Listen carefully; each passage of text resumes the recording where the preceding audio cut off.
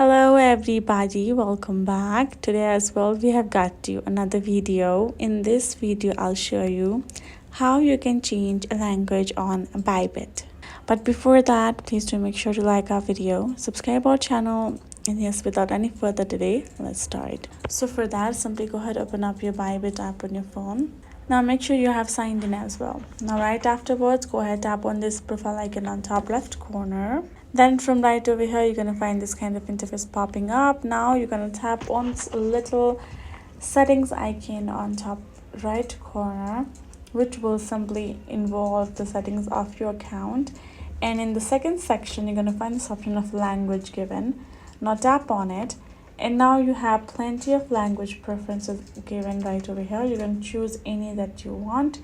Once you have chosen that, it will automatically change it, and in the language section on the right side you will find the language that it has changed into. Now you can do that process as many times as you want. So that is how you can do it. Hope this video was helpful to y'all. Thank you so much for watching, and yes, I'll see you guys in our next video.